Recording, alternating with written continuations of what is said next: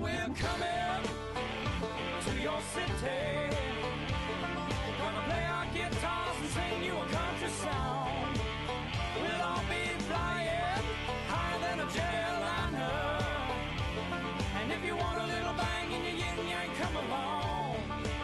Yeah, come along and bring your yin-yang because it's going to be a great day. Thanks a lot for joining us. Welcome along. Thanks a lot for taking Indiana Sports Beat along, wherever you're going, whatever you may be doing. Jim Coyle here as always. Justin Kalen high atop the crew chief's box. That's right. Hope your day's off to a good start, and I hope we can get it going in a better direction. Lots to get to today. Indiana wins big last night. We'll get to that, of course. We'll have plenty of sound. We'll hear from Archie Miller. We're going to hear from Romeo. I think Rob Finnessy, even Race Thompson maybe. But a lot to get to. Indiana high school tournament has started. Lots of scores, some shockers already. So lots of stuff for us to talk about today. On the program, we've got Matt Weaver and 81 national champion Steve Risley joins us as well to break down last night's big win over Wisconsin. But before we get to all that, let's get to Justin with the headlines. All right, here are a look at your Daily Hoosier headlines for this 27th day of February 2019. IU softball moves up 3 spots in the top 25 to number 16 after their 14-0 start. IU baseball starts their home stint with a win 7-1 over Cincinnati yesterday afternoon. IU women's basketball with a rough game last night, falling 69-49 at Northwestern. And as Jim mentioned, IU men's basketball finally off the schneid with a 75-73 win against Wisconsin last night. Romeo led the way with 22 points. Jawan Morgan also chipped in 9 points and 15 rebounds. In other Big Ten action last night, Ohio State destroys Iowa 90-70. Those are a look at your Daily Hoosier headlines for this 27th day of February 2019. For more information, make sure to check out thedailyhoosier.com. Hey, welcome back. Make sure you like or follow us on Facebook. You can follow the show rebroadcast on iTunes, Apple Play, iHeartRadio, Spotify, Google Play. You can always catch us on thedailyhoosier.com live or indianasportsbeat.com or thegruelingtruth.net. You can follow me on Twitter at Jim Coyle ISB. So any of those places you can actually continue if you're listen. If you even go from your car to listen on the radio to you can listen online that way. But man, lots to get to today. A lot of action last night. Nothing more prevalent than Indiana's double overtime win over the Wisconsin Buckeyes. They're not the Buckeyes. I just call them Bucky. But Bucky the Beaver. Wisconsin goes down. A great game for Indiana to get on the win column. Very tough. They had to fight to get this win because they had to do it without Jawan Morgan at the end, without was Justin Smith fouled out. Yep. Also, I think Rob Finnessy ends up fouling out. I'll have to look and pull the stats up, but they did it with a depleted roster and using a lot of guys, which great effort. Ethan Happ was going to be a problem, and they were able to get by him as well. But lots to talk about today. Hit us up on the text line. Let us know what your thoughts are. 812-269-6367. Joker's already at it. Wow, that's a long one. Tomeo gets the SWAT team pest control player of the game. I guess that means Romeo. Yeah. The block that went out of bounds and got reviewed and overturned wins it for him. Sorry, fat fingers. There you go. Gotcha. No, it was. And on the funny thing about that block is I didn't think they were ever going to review it. Yeah. And there was nothing plainer today than that. I'm like, if they don't review that, I would be getting a technical foul. The officials are just, man, sometimes they're ignorant. Yeah. They sat there through an entire break in play and did nothing. Then, when they're ready for the game to start, oh, you know what? Why don't we review this? We've been standing here for 5 minutes with our fingers in our ears doing nothing. But let's go ahead and review it now and slow the game down for everybody. Wisconsin must have paid him. Yeah, because this was not something that was going to take more than 2 looks. It was obvious. Yeah. I mean, it was, but man, it was certainly something. It was a game that Indiana came out, played well from the start. They played well. At the end of the first half, I thought they were going to give it back. Yeah. They really didn't. But at the beginning of the second half, they did. That's where things got a little not good for Indiana. But they managed to withstand that and to do it without some of their better players. And then you add to the fact, De'Ron Davis comes up sick just before the game because the game starts, and I see Justin Smith starting, and I'm like, what the hell? What the hell? Yeah. I'm like, why? Of course, it took 2 seconds to realize that De'Ron was sick, but he still played and gave some valuable minutes. I thought Smith played well in Davis's start. Oh, I mean, all things considered, if you take into account what Smith has done in the past, I think Smith played well last night. Considering, yes, against what he has done in his past, less mistakes. Yeah. But how about the Devontae Green foul on the three-point shot? Yeah. That was nice. But Indiana gets another big win. This is not beating Rutgers or somebody. They just beat a ranked team again. So now they stand at, 14-14? Yep. They're dead even. They've got confidence. They've got Michigan State coming in Saturday. It's going to be a tough one. But Indiana showing some fight, haven't given up. I asked you this yesterday on the show, so I guess I'll ask you today. I asked you what are the odds Indiana wins one of these games this week. What are the odds Indiana wins both games this week? After what you saw last night. 50-50. They still made way too many mistakes. Yeah. They do way too many dumb things. And they were playing a team that was no better than they are. Yeah. You're talking about a team that, and I'm talking about Wisconsin here, that how bad is Indiana as a free throw shooting team? Pretty awful. Guess what? Wisconsin is worse. Yeah. Which really, I got to be honest with you, shocks me.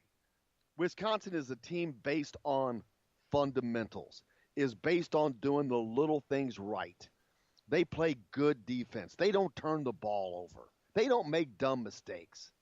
But they can't hit a damn free throw. Yeah. I mean, they're worse than Indiana, and that's terrible. Last night, they're 13 of 25. They had 25 opportunities and can only hit 13 of them. That's 52%. How maddening is that to Greg Gard? Yeah. Indiana didn't do a lot better. They had 27 opportunities and hit 17. They missed 10. That's 10 points left on the daggone floor, man. You got to stop this stuff. But to answer your question, no, I don't see it. No. I mean, hopefully for them that they do, but until they clean up these mistakes, if you're having Justin Smith start, no, that's another detriment right there. But hope De'Ron will be back. He'll be healthy. So with a healthy De'Ron Davis, they still have Devontae Green. They still have guys that are going to make stupid mistakes. Yeah. They still have guys that are going to foul a guy on a three-point shot at the end of the game. So unless they bring in Armaan Franklin, who's now available since his team lost last night, it's going to be tough. But they should just celebrate this win right now. Enjoy this win. Take it in. Take the confidence that it brings with them. Because, like I said, it was not easy. They did this the hard way. Right. I mean, you got 1, 2, 3 guys that fouled out. Like Al Durham. It was Al Durham, or other, not right. Finney, but Al Durham. Finney only had 4 fouls. I was kidding. He had 0 fouls last night.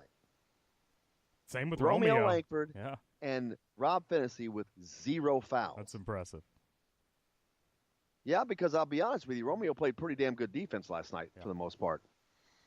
Yeah, and that's what Dan Dockage brought that up a number of times on the broadcast, how well Romeo's done defensively.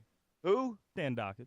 Oh my God, he didn't say something good because apparently Indiana fans, all they ever see, they just like to moan and complain about everything. And now, even when they win, they want to complain about Dockage, which cracks me up. I'm like, would you all please get over it? Just listen to him. The man actually brings up a lot of good points throughout a ball game. I mean, when he bashes on Indiana, he's not. Or just ignore it. Who cares? Right. Why do you get so bent out of shape over something that doesn't matter? Right. Enjoy the win. Who cares? Why do you need something? It's like they need something to complain about. Yep. Oh, well, we won, so we can't complain about that. Well, let's complain about Dockage, or Archie. Oh, daggone it! Romeo hit the winning shot. Man, we can't complain about him today. What can we complain about? It cracks me up.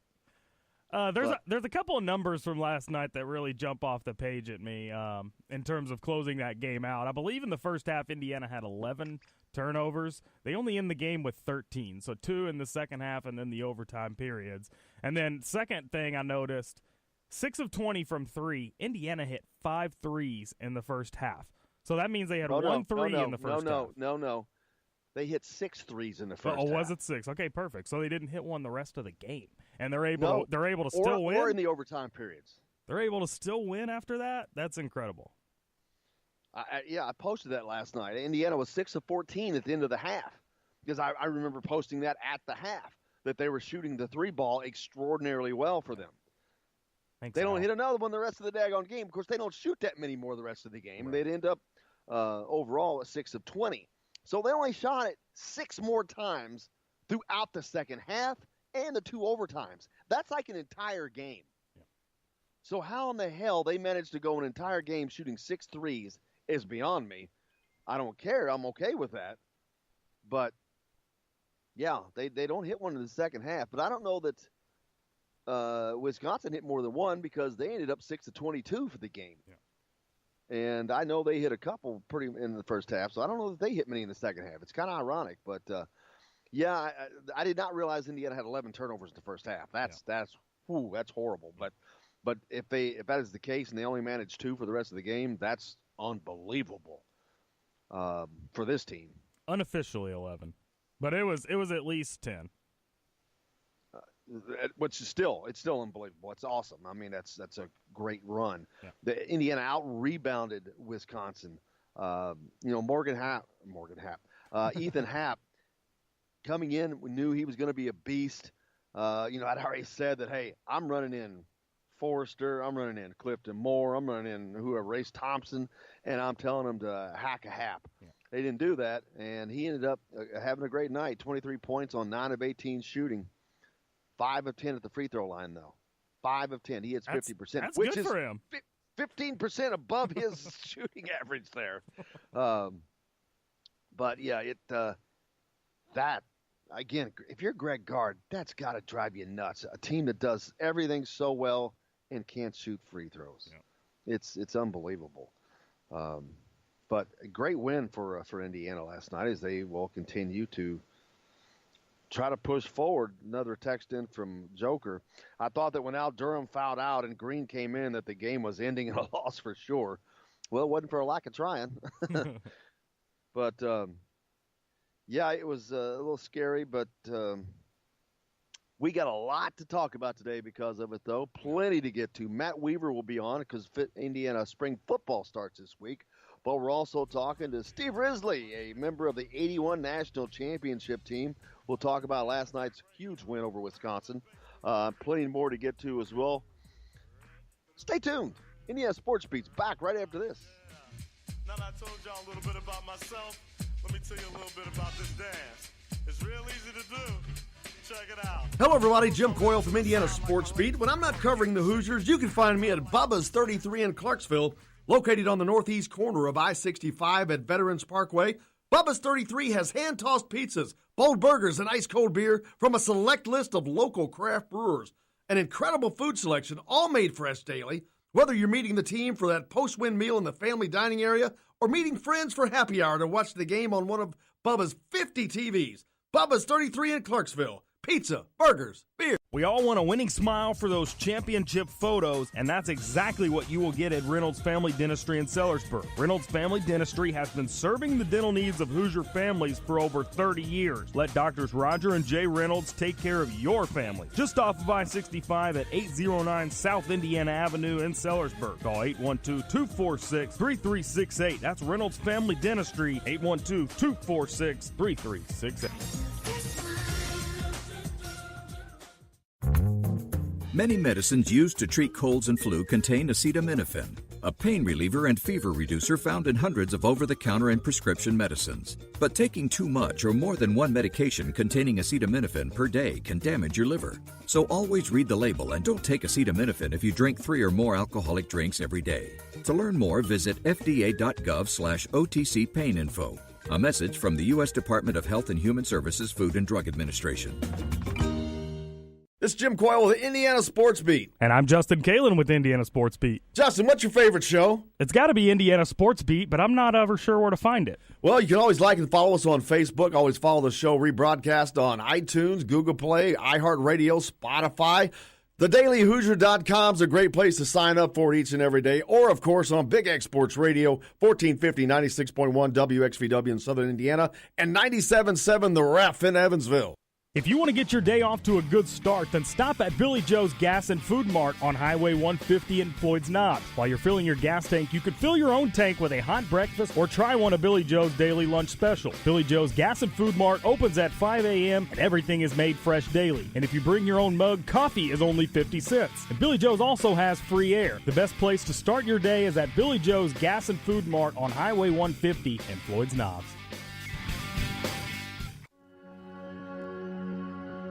All across the country, people are coming together to speed up what we can learn about health. The All of Us Research Program is calling on 1 million people to join us as we try to change the future of health. For your family, for future generations, for all of us. Visit joinallofus.org and find out how you can become 1 in a million.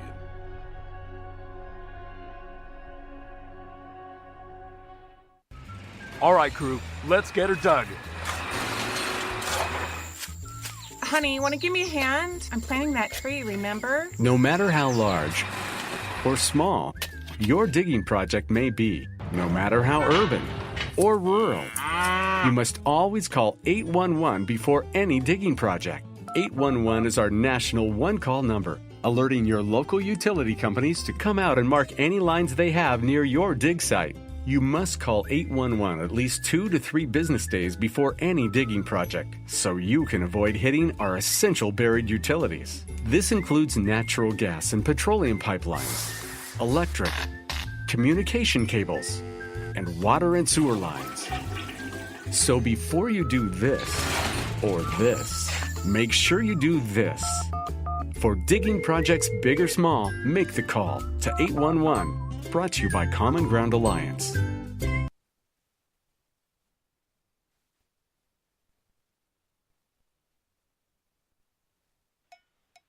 Today's guest is brought to you by Reynolds Family Dentistry of Sellersburg. You need $1 million smile for those championship photos, and that's exactly what you'll get with Reynolds Family Dentistry.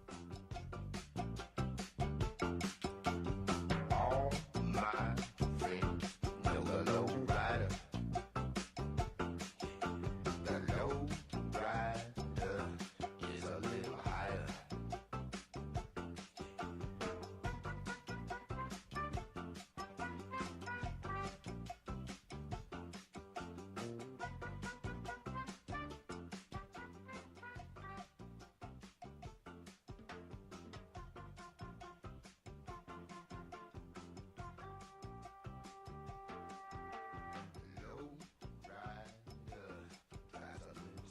All right, welcome back to Indiana Sports Beat, joined now by our good friend Chronic Hoosier. Chronic, how are you, my friends? Man, I'm a little under the weather today, but this is as clear as I've ever heard you, so I'm doing great this Tuesday morning. How about yourself, Jim? Sounds good, buddy. Sorry you're under the weather. Hope you get feeling better. Hopefully the Indiana can give you a win tonight as they host the Wisconsin Badgers to hasten that good feelings that you need to get as they welcome in the Badgers. And Ethan Happ, tonight. Probably the Big Ten's Player of the Year into Assembly Hall for a late 9 p.m. tip. Yeah, it's my body kind of feels in a way parallel this season. You reach the point where it's just the grind has worn me down. Yet again with the Hoosiers having to come home on the heels of another loss. Just brutal. Just really tough result for this team to swallow. After playing them straight up for 40 minutes. To lose like they did, yet again, seeing another player go off. My man Eddie Cotton put together a compilation yesterday. It's just some of the ridiculous shots that the Hoosiers have seen opposing players make against them. And it's just a cruel fate that they just keep seemingly finding a way to fall on Indiana. I mean, here you got a team that's actually not a bad three-point defending team, allowing 32.4% on the season. It's like 72nd in the country out of over 350 teams. And yet, late in the clutch, there always seems to be one guy that will just go off and absolutely stick a dagger in your heart. And this time it was Bohannon. Just tough pill for the Hoosiers to swallow. And a night that seemed like it was going to put an end to the Skids, at least allow them to hopefully pivot coming in the home stretch. And now they're faced with the same thing yet again here in Assembly Hall tonight. With just 2 weeks in the regular season remaining, it certainly feels like, I know we've said it, but it's now or never for these guys. The bottom of the Big Ten is not particularly good, and it's a little bit cluttered right now with the Hoosiers kind of battling Illinois, Rutgers, Nebraska, Penn State, Northwestern, trying to figure out exactly how that Wednesday at the Big Ten tournament is going to shake out. And there's still very much a Thursday berth possibly in store for them. But they literally, with their backs against the wall now, they can't afford to let another game slip if they want to make it to Thursday in the tournament, at least to start with. Yeah, the thing that cracks me up is we're talking about a 13 and 14 team, and yet I'm hearing people saying they're probably out of the NCAA tournament now. Well, it cracks me up because of that record, but this year is such a different beast because of the Big Ten strength and a lot of other things. But they have a crazy outside shot, but it would require winning out. But it's still there, and it's mind-boggling. No, it is. I mean, obviously, the strength of the non-conference season, and then when you throw in the early wins in the initial Big Ten games, it puts it in play mathematically. I am now firmly in the camp that it's not going to happen. I mean, absent a miracle, absent a run out here for the end of the regular season, and probably have to make Sunday in the Big Ten tournament. I mean, honestly, if not win it outright. It's just been that abysmal of a streak here. And yes, you've got the Michigan State game in the midst of this abysmal run, and I just struggle, even with as much parity across the country, even with a week of a bubble as it is right now. It's going to take nothing short of a miracle. And, in the same breath, you can say, yes, it's still, there's still a glimmer of hope alive. But I think you should also have to condition that with, the realistic or the pragmatic approach, saying there's still very much possibility they'll qualify for the NIT at this point. I think that is probably even more so in the cards than an NC2A berth is. If you're just looking at odds and probabilities here and mathematical outcomes, and until they prove otherwise, I mean, they are in the middle of the skid of historic proportions here. This is just about as bad as any Indiana basketball team has ever been in conference. You have to go back to the 08-09 season, Tom Crean's first year, to find anything similar stretch. But then when you contextualize it, I mean, you're still talking apples and watermelons at this point. These ain't even oranges. This is an entirely another beast right now, as far as how they got where they are right now. And it's to see another game that's literally just inches away from tipping the other direction for Indiana. It's really tough. It's really tough pill to swallow as an Indiana fan. I can't imagine that it's any easier for those that are inside the locker room with this team right now. And I think at the end of the day, we absolutely have to guard against talking about moral victories. I think that's not what anybody that cheers for or plays for Indiana University basketball is all about. But you got to credit the team for continuing to battle through it. When it looked like for a time there that they had effectively thrown the towel in on the season. The last two games have certainly given signs of life. I found it interesting in Iowa. You've got Arch going. I believe he went 11 deep in the rotation, all the while playing Romeo all 44 minutes of the game. He still continues to get some contributions out of guys. He's throwing more guys in the mix here, which I've been advocating for a minute, simply because you've got to turn the season into a positive somehow. And at the very least, getting some of these younger guys a little more experience, giving them a little more run and game time in the Big Ten. You can't replicate that in any way, shape, or form. When you're not in season, it's impossible to do. When you've got guys who are new to the league, new to the team, who are still trying to get acclimated to the length, speed, and strength of Division I basketball, especially Big Ten basketball. Like to see that. Now, I guess the next thing is you'd like to see a little bit more growth from them as well as they go along this journey and start to maturate. So, again, though, tremendous opportunity on the table. I think caution would advise that we start looking too far down the road as far as what a postseason might look like for Indiana. At the end of the day, though, they've got to snap this skid. They've got to find a way to get some W's in the column and perhaps see where they're, we've still got 2 weeks left, 4 games remaining to figure out exactly what the path to a Big Ten title is going to look like, at least in the tournament. And for Archie, I think that's exactly what this team has to do, is focus solely on those immediate goals, figure out ways to win each individual game, and just start piecing together a couple of W's and see if you can create a wave and try to ride it a little bit further than what the horizon appears to be right now. Yeah, I think if people want to get an indication of what it's been like for Archie, go back and look at the box scores over a period of time. The last 2 games, you're going to see 11 deep. You just mentioned that. 2 games are 11 deep on that roster because he can now. But to go back a little bit further than that, and you'll see a small 7-8 man rotation because he didn't have anybody. And unfortunately, some of the guys that were playing are guys that are not playing right now, i.e. Justin Smith, who has been a starter all year. The last game, 6 minutes, because Duran is finally available to really step up in there. Archie hasn't had all this at his disposal, and I promise you, it's made a huge, huge difference. He talked about Jerome Hunter yesterday. He's cleared for non-contact basketball, which is a great sign to hear about, but another big-time player that I think would have made a huge impact on this team that he didn't have. And it's been a tough year for Archie. I think people forget that not only is his job to win, but I promise you, there's nothing he wants more than to win. But not having the parts to put together, it just makes it tough. No, it makes it really tough, and it's not just in-game matchups. I think what people forget, the bulk of the time these guys put in and Cook Hall in practice. I mean, how are you going to replicate going up against teams like Purdue, like Michigan? It's such a dynamic league, and there's so many, there are so many extraordinarily talented players trying to scheme, trying to prepare for these matchups.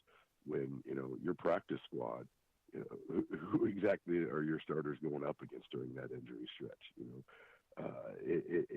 It's really hampered their ability to be competitive when the lights aren't on, when the popcorn is not popping in there. And I think we've seen a lot of that translate. Now, I am still inclined to believe at some point there's going to be some stories that leak about something else going on with this team, that really cut the legs out from underneath them internally. I'm not necessarily trying to hypothesize at the moment. There's certainly some talk swirling around, but, I think at some point, too, Archie's probably going to take a little hard look at the roster, figure out what options are available to him going forward, and really start to assert himself. I think you see it now with Justin Smith. I think we saw it a little bit over the last couple of games as far as he's tweaking with his rotations, figuring out exactly who he's going to reward and who he's going to effectively reprimand with the playing time for doing what it is he's trying to do with this basketball team. I think as you talk about the injuries, it's not just who's available. It's not just who they're practicing against. It's exactly how he can reinforce the messages he's trying to convey in real time during the games as well. Because let's be honest, when your availability at the guard spot is perhaps only one player or 1.5 player due to injuries available beyond what's on the floor right now, it kind of limits your options, especially when you look at the intricacies of in-game matchups and how that kind of ebbs and flows. You can say the same for the front court, for that matter. I think the injuries, I think some of the issues that have plagued this team pretty much throughout the season have really limited his ability. I know we've heard a lot of fans. I think I've even said it myself on a couple of occasions. Just put the damn Hawkins on. I guess that sounds great in paper, but at the end of the day, too, Archie's getting paid a whole lot of money to win these games and to win every one of them. And I think perhaps we've seen a breaking point where he's having to kind of take stock of exactly what it's going to take to win these games, and sometimes that may mean just sitting the guy down for a little bit and letting him watch and maybe take some of those lessons the hard way from the Pine. Absolutely. I've talked about the injuries and not having guys to play. To further cement that, look at these last two games where he has had not a complete complement of the roster, but a pretty good one with being able to play 11 guys. They've taken Purdue, a team that is at the top of the Big Ten standings up there with Michigan State, and they took them to the wire. The next game at Iowa, another NCAA tournament team, they should have won that game, but they were in that game. They were on the road, and trust me, if they've had this complement all year long, we're not having this conversation this way. It's going a different way, but unfortunately, we are where we are, and that's what it is. No, it is, and they are exactly who they are as far as currently constructed. They are, and again, I think you have to caution this a little bit. They are what they were when Archie arrived at the same time too. We talked about it last week, and I do think it bears repeating that there were a lot of things that he inherited that he really didn't have the ability to change necessarily, whether it be due to APR restrictions, whether it be due just to availability of what else is available to him as far as putting it together. So I think it would be prudent for fans to exercise a little bit of caution as, obviously the disappointing season winds to a close. It's going to be a seminal moment for him this offseason when it comes to both developing what he's got, when it comes to determining who's coming back, who's not, maybe where somebody's going to go find a better fit elsewhere as a number of players start to round the back half of their career here.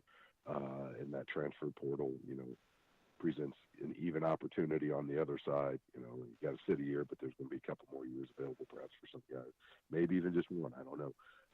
But I think there's going to have to be some soul searching done both through the end of the season as well as at its conclusion, trying to figure out exactly who these guys want to be as individual players, what type of program Archie's trying to put together, and exactly what steps he's going to take to achieve that going forward.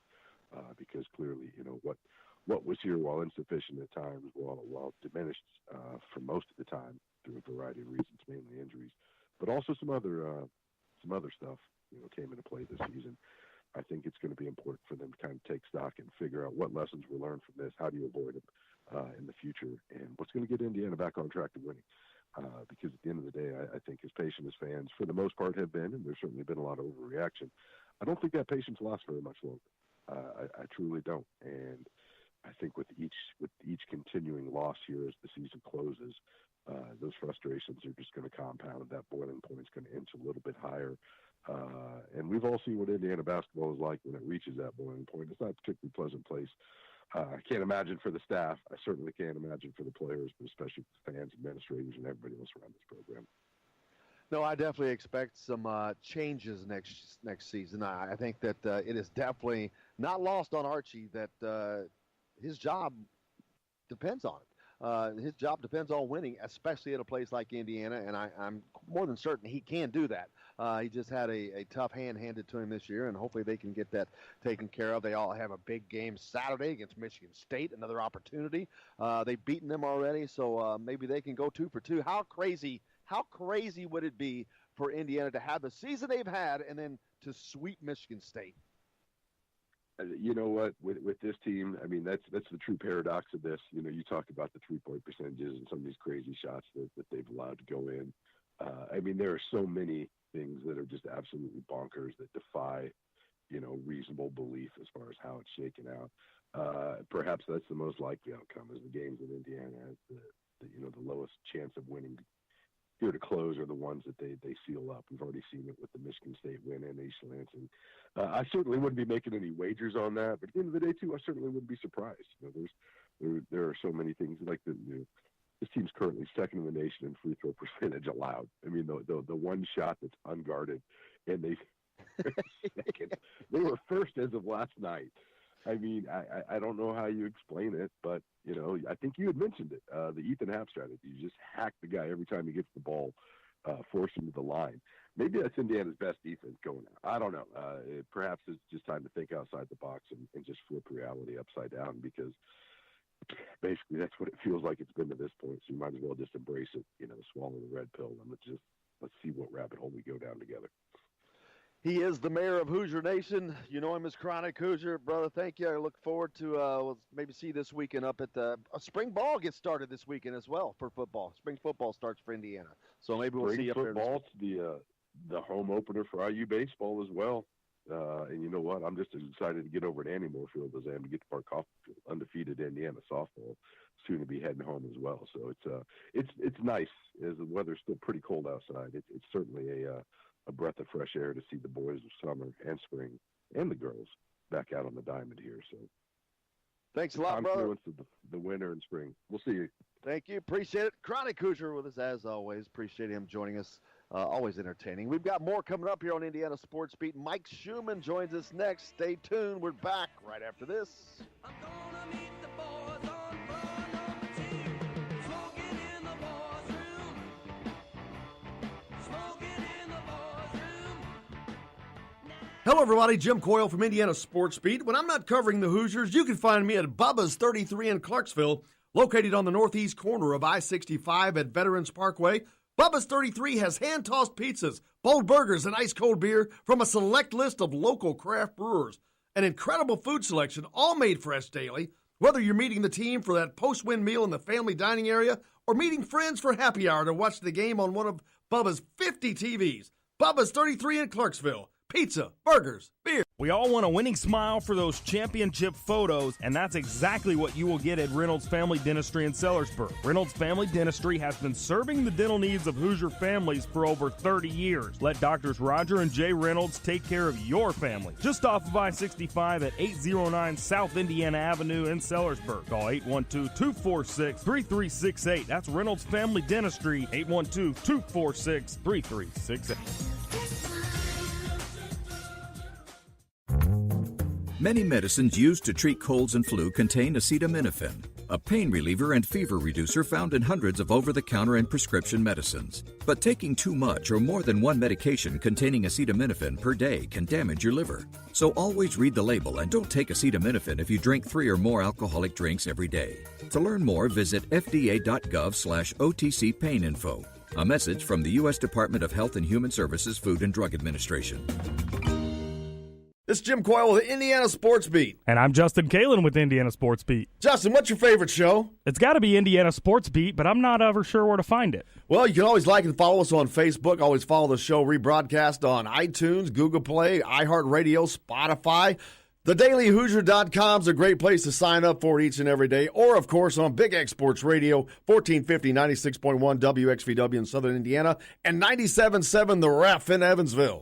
If you want to get your day off to a good start, then stop at Billy Joe's Gas and Food Mart on Highway 150 in Floyd's Knobs. While you're filling your gas tank, you could fill your own tank with a hot breakfast or try one of Billy Joe's daily lunch special. Billy Joe's Gas and Food Mart opens at 5 a.m. and everything is made fresh daily. And if you bring your own mug, coffee is only 50 cents. And Billy Joe's also has free air. The best place to start your day is at Billy Joe's Gas and Food Mart on Highway 150 in Floyd's Knobs.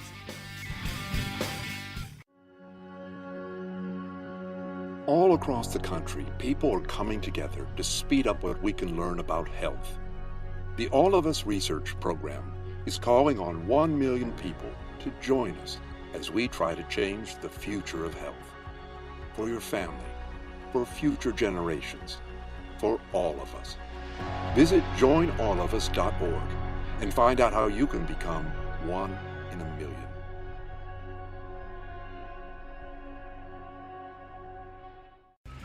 All right, crew, let's get her dug. Honey, want to give me a hand? I'm planting that tree, remember? No matter how large or small your digging project may be, no matter how urban or rural, you must always call 811 before any digging project. 811 is our national one-call number, alerting your local utility companies to come out and mark any lines they have near your dig site. You must call 811 at least 2 to 3 business days before any digging project, so you can avoid hitting our essential buried utilities. This includes natural gas and petroleum pipelines, electric, communication cables, and water and sewer lines. So before you do this or this, make sure you do this. For digging projects big or small, make the call to 811. Brought to you by Common Ground Alliance.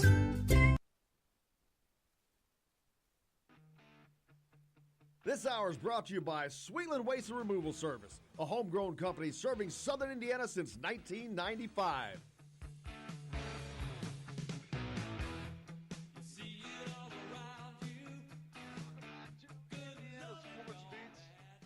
Hope your day's off to a good one, and we can get it going even in a better direction. Jim Coyle with you as always. Justin Kalen high top the Crew Chiefs box. That's right. Hump day. Hoosier Nation should be a little bounce in the step today as Indiana pulls out a nice win last night at home against the Wisconsin Badgers. Double overtime win. That's the second straight game, and Hoosiers have been pushed to overtime. They're able to pull this one out. They lost in Iowa. But, man, what a battle last night, having to do it without your big boys. That was pretty good effort right there. Yeah. Hit us up on the text line if you'd like, 812-269-6367. We'll be talking with Steve Risley today, member of the 81 National Championship squad. Played with Isaiah Thomas. He was a starter on that squad, played for Bob Knight. Looking forward to talking to Steve about this. We've had him on before. Love to hear his take on things. Also, Matt Weaver from Peaks.com joins us today. Spring football starts this weekend, if you can believe that. So we'll get we'll talk about that a little bit.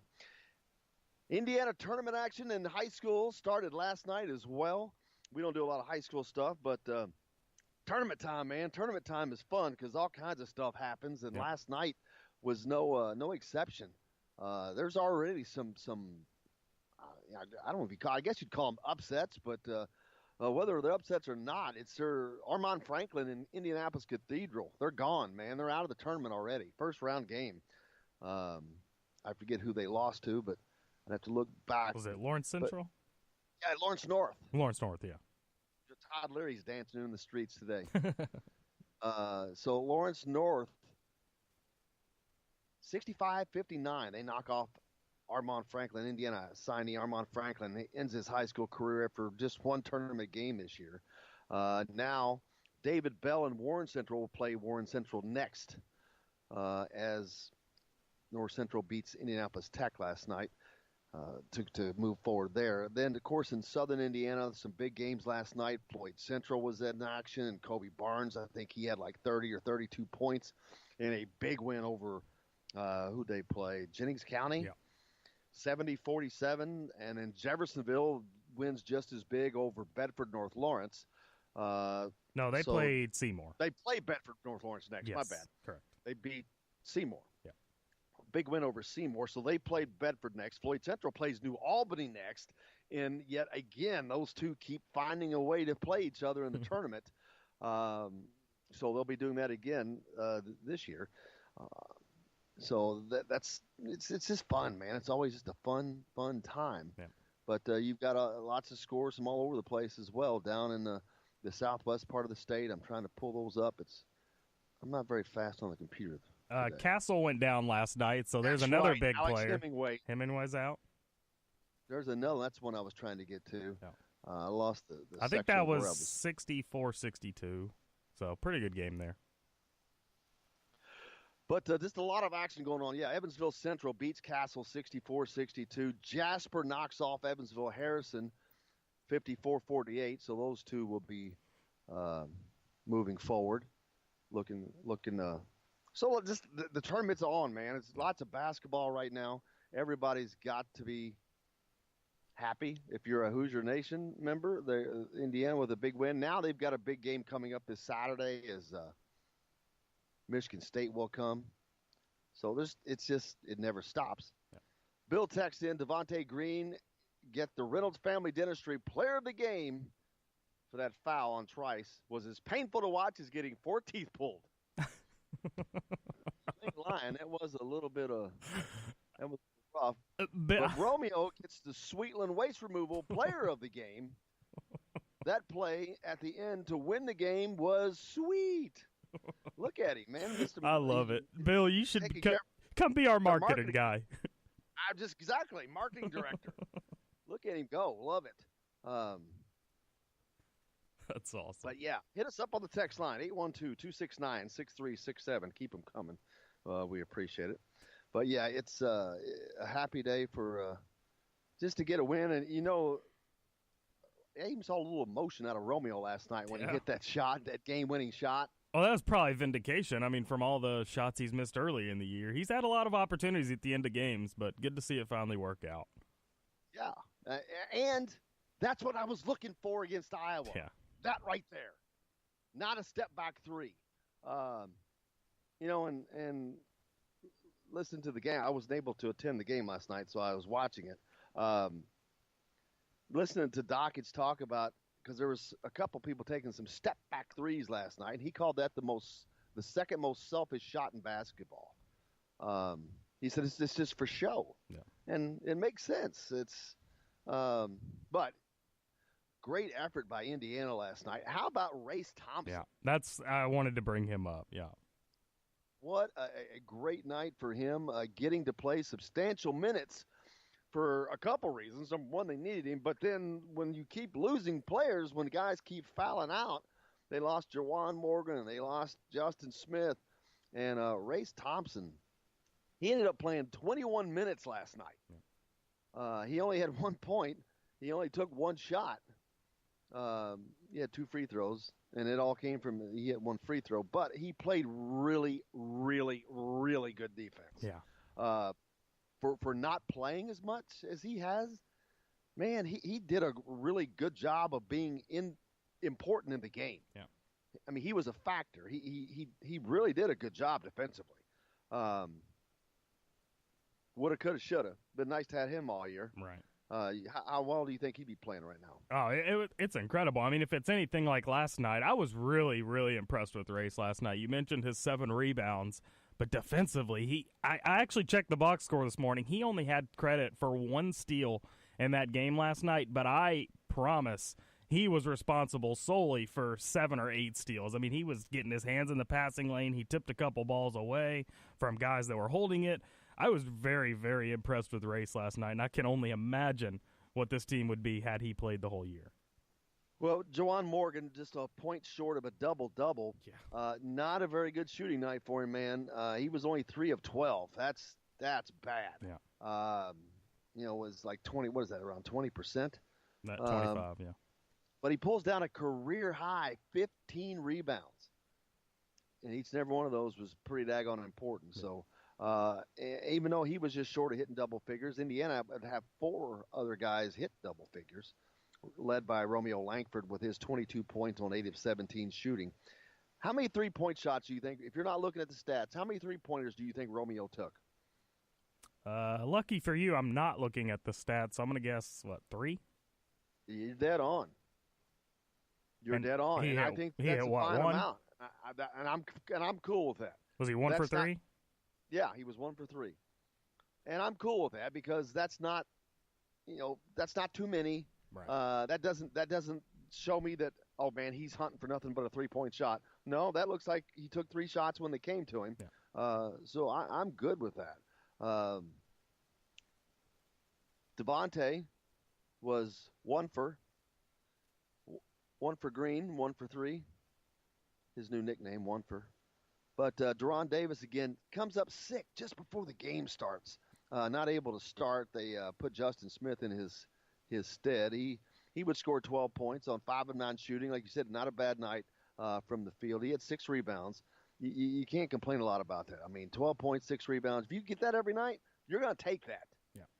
I promise you. You will take that. Al Durham, he had 11 points on 4 of 11 shooting. Not a good night shooting for him, but he was 3 of 5 from behind the arc. Well, he hit some big 3-pointers. Yeah, and he was huge to start the game. I mean, if it wasn't for Al Durham, I don't know that Indiana wins that game last night. With the energy he came out with in the first half, defensively he was really good, and then, of course, he knocked down those 3 3-pointers, really gave Indiana a lot of momentum. And I truly don't I don't think they win that game last night if Al Durham comes out and lays an egg.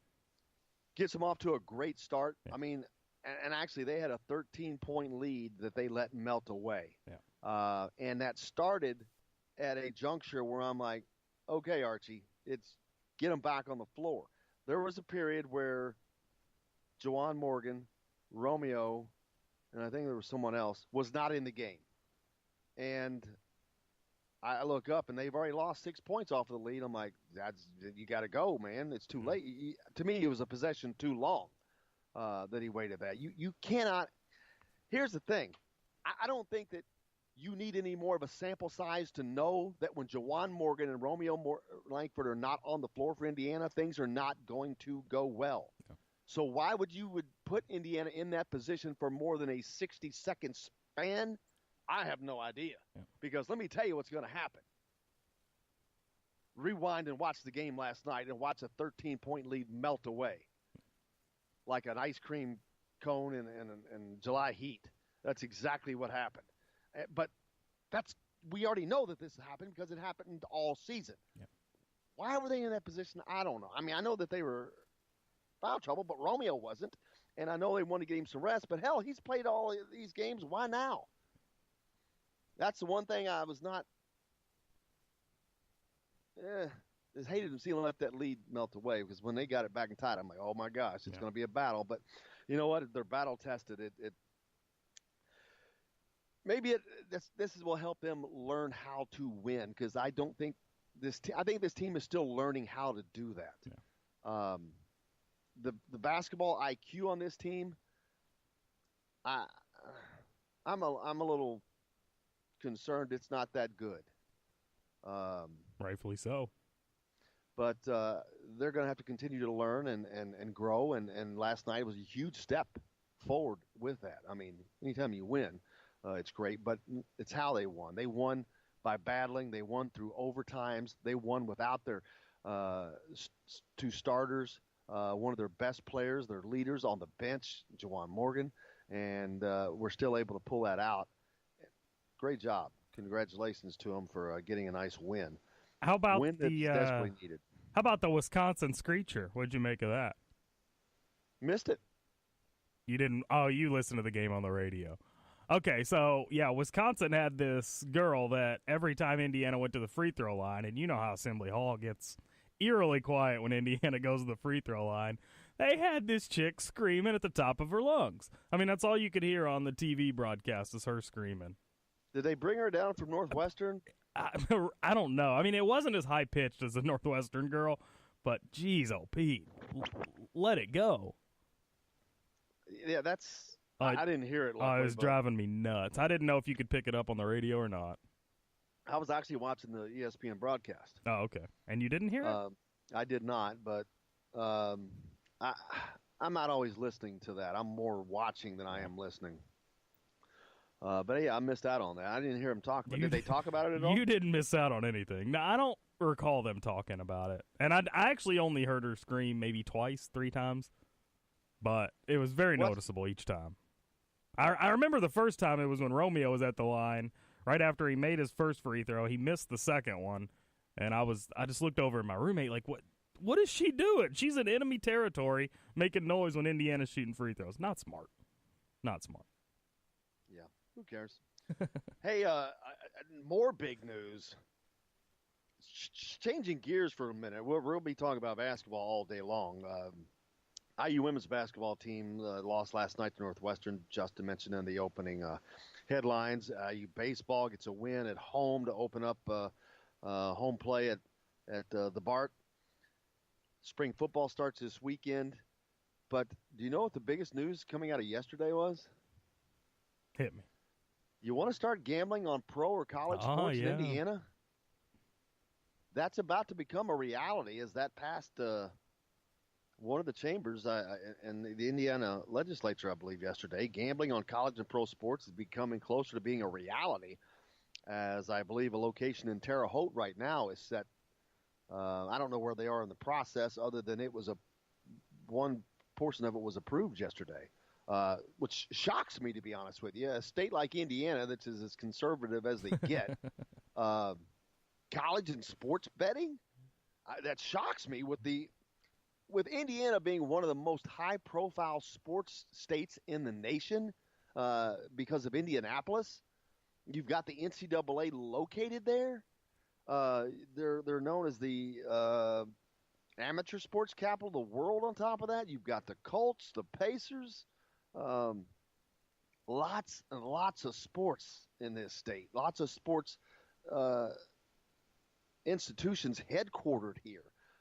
And, again, because they're so conservative, that is what shocks me. I mean, so what you're telling me is sports gambling, which is not legal in many places at all, is going to become legal in Indiana before something, say, like medical marijuana, right, which has a purpose, which has a positive use. Well, that shocks me. Win a now, couple bets, and that has a positive. And long it takes for that to happen. Yeah. Win a couple games, and gambling has positive use as well. Well, I'm shocked that this in this state. Anyway, we'll talk more about that. We got a lot more to get to. Matt Weaver's on the show. Steve Riz. The Sports Beat's coming back. More.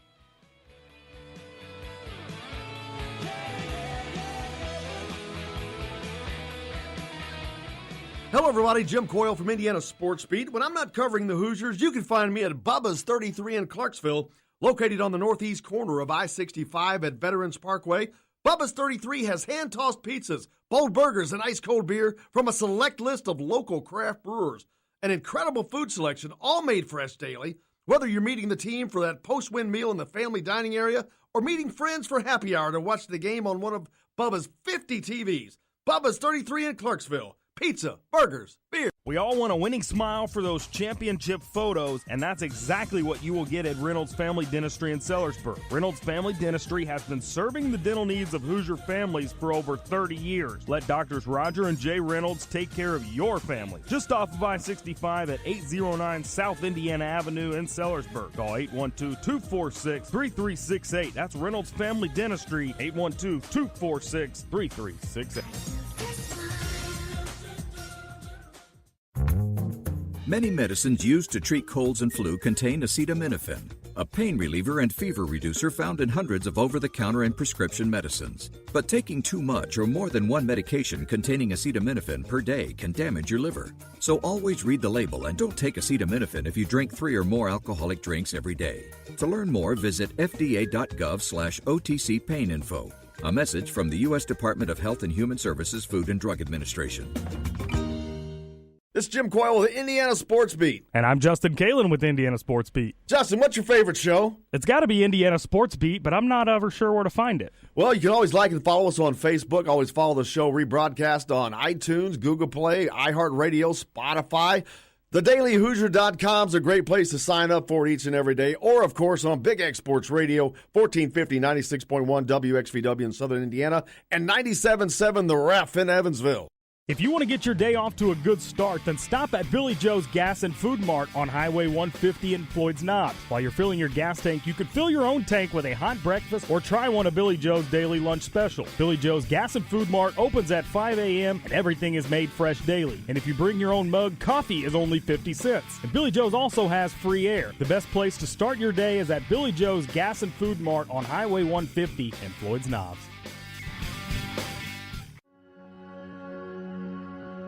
All across the country, people are coming together to speed up what we can learn about health.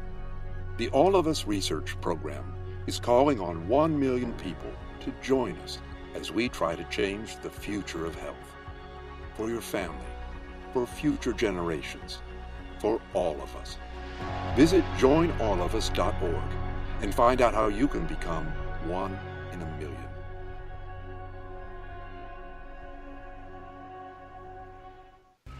All right, crew, let's get...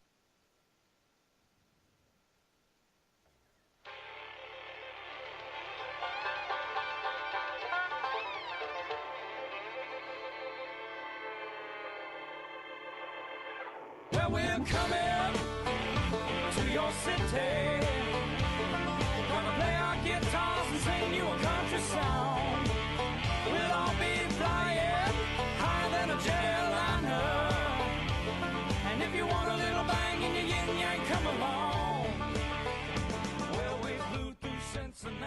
Hello, everybody, and welcome to another edition of Indiana Sports Beat. Thanks a lot for taking us along wherever you're going, whatever you may be doing. Thanks a lot for taking Indiana Sports Beat along for the ride today. Jim Coyle with you as always. Justin Kalen high atop the crew chief's box. That's right. Hope your day's off to a good start and we can keep it heading in that right direction. Lots to get to today. Hoosier Nation's got to be celebrating a big win over Wisconsin last night in 2 overtimes as that helps them get off the snide and get a win. We got a lot to talk about there. Matt Weaver's on the show today as spring football starts this weekend. Matt from Peaks.com will talk about that. Steve Risley, a member of the 81 National Championship team for Indiana. Along today, we'll be talking about that big win by Indiana last night. And a lot more to get to. The Indiana High School tournament's underway. We've got all gambling's going to be legal. Man, we got a lot to get to. Before we do that, though, let's get to the headlines with Justin. All right, here are a look at your daily Hoosier headlines for this 27th day of February 2019 as IU softball moves up 3 spots in the top 25 to number 16 after their 14-0 start. Indiana baseball starts their home stint with a win 7-1 over Cincinnati yesterday afternoon. Indiana women's basketball with a rough game last night, falling 69-49 at Northwestern. IU men's basketball finally off the schneid with a 75-73 win against Wisconsin last night. Romeo Langford led the way with 22 points. Juwan Morgan chipped in 9 points and 15 rebounds, a career high for him. In other Big Ten action last night, Ohio State over Iowa, 90-70. Those are a look at your daily Hoosier headlines on this 27th day of February 2019. For more information, make sure to check out thedailyhoosier.com. And welcome back. So make sure you like or follow us on Facebook. If you can't follow the show live, you can always catch us on Apple Play, iTunes, iHeartRadio, Spotify, Google Play, or always at thedailyhoosier.com, indianasportsbeat.com, or thegruelingtruth.net.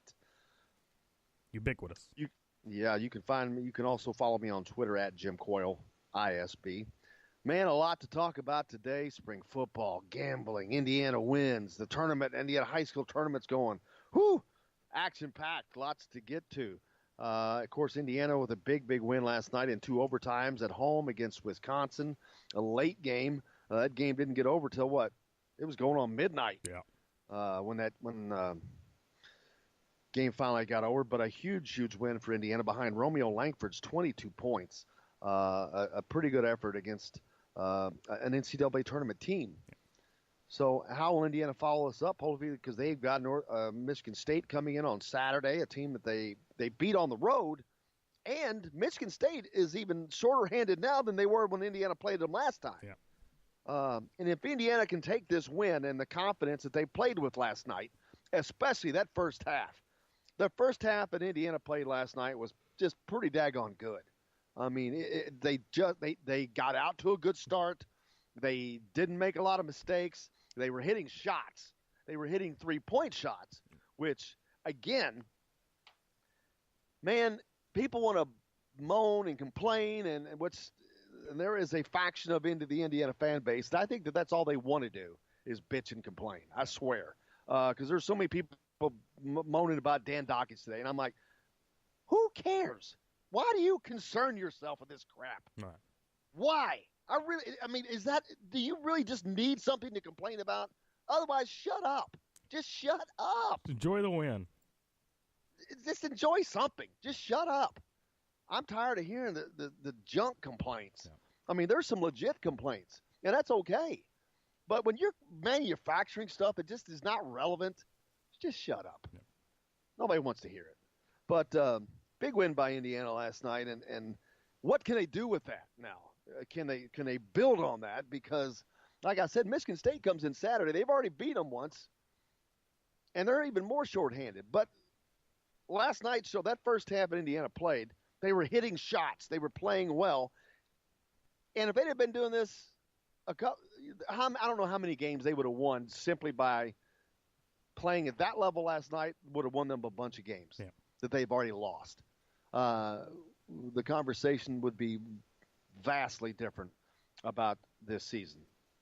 But it is what it is, because the reality is the reality. But Here's Indiana, man.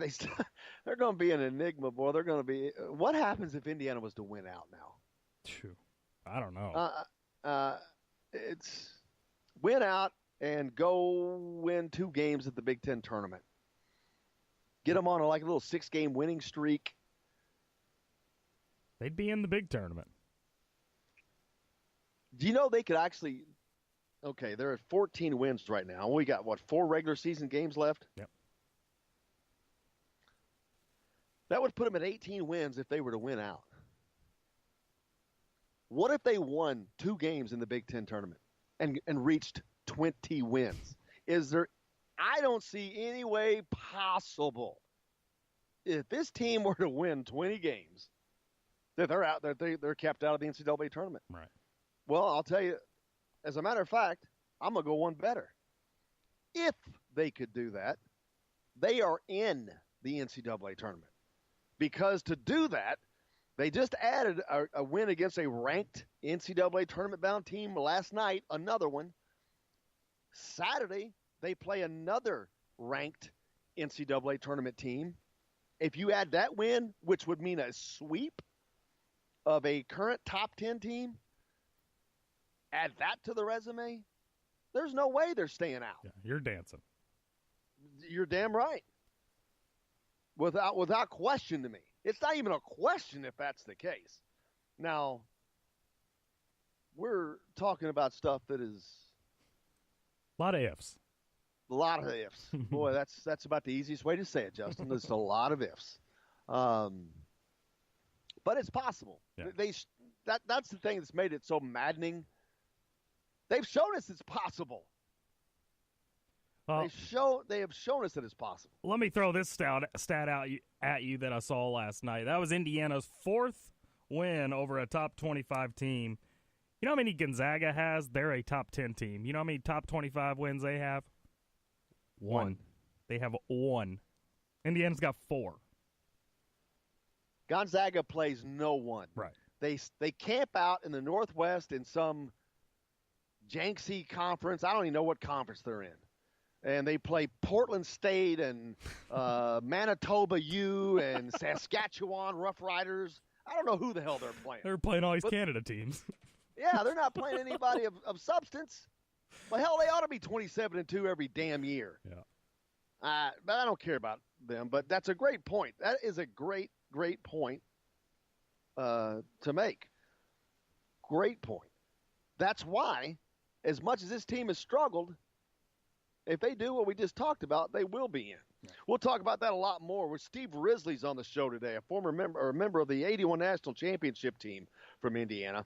Last night, Indiana's high school tournament got underway, and already some, I don't know if it's games of note, I guess you call it. I don't know if they're upsets or shockers, but you've got in the southern Indiana area, Jeffersonville. It was a big winner last night over Seymour. They'll take on Bedford North Lawrence next. Floyd Central powered by Kobe Barnes, 30 points. I think he had 30 or 32, but they win big over Jennings County, 70-47. They'll take on New Albany next in that Seymour sectional. Then in the southwestern part, in the Evansville area, big. I'd say this is a surprise. Alex Hemingway and Castle, they're out, man. They're done. It's over. They got beat last night, so his tournament run is over. His high school career is over. Armand Franklin, IU signee at Indianapolis Cathedral. They get beat last night by Lawrence North, by Todd Leary High School. And so his high school career is over, and he can focus on Indiana. And I wonder if he can suit up, because Indiana could probably use him for this stretch run at the guard position, especially as thin as they got last night. Yeah. But the high school action is underway. Gambling is going to become legal in Indiana. Are you surprised? Because I sure as hell am. Yeah. I promise you, I'm shocked that a state that as conservative as Indiana has been, that they're going to legalize gambling on college and pro sports. What do you think about that? You can hit us up on the text line with that, 812-269-6367. Just it's kind of a different topic on that, but that's kind of a biggie, man. Sports gambling is it's not legal in a lot of places. So that's why it's so shocking to me. One of the most conservative states around, is going to legalize that kills me. Then you have things like medical marijuana, which serves a purpose, which can benefit children. There's so many things, positives, and that'll take forever for these old codgers to get out of the stupid Stone Age and get their heads out of their butt that this is not heroin. It just shows Indiana's a funny place, man. I mean, it's my home, but it's a funny place. I'm not gonna lie to you. But man, there's just all kinds of good stuff going on though, but nothing bigger than the win by Indiana last night. The women's team, unfortunately, they took a big loss at Northwestern. They got beat by like 20. I mean, got pounded. Yeah. Indiana baseball team opened up the home schedule at the Bart Kaufman Field yesterday with a win over Cincy. So, and spring football gets started this Saturday. It's crazy, but we'll have Matt Weaver on here next from Peaks.com. We'll be talking about that. Speaking of football, did you hear that they're looking at instant replay in high school football now? This is text in by Tim, but I heard it a couple weeks back. Have you heard that at all? No, and I don't see how in the hell. You talking about for high school? Yeah. Man, that just queued up in my mind Jim Mora. Did you say high school? High school? Are we talking high school? Playoffs? How is that gonna happen? Yeah. Equipment. You're telling me you're gonna have equipment at every freaking high school football game? Yeah, it doesn't seem like it's gonna be possible. Now, not only do you have to have the equipment, you gotta have the people. At every high school game. Now you got to have qualified people. How many qualified officials do they have on the field? If you think you're complaining now, you're going to add another bunch of officials. Yeah. I not that it's a bad idea. I just don't see how in the hell they can implement that. The cost, but hey, whatever. But man, that's shocking. Yeah. But hey, we got a lot to get to. Matt Weaver from Peaks.com's up next. We're talking some spring football real quick. Stay tuned. Indiana Sports Beat back with more right after this.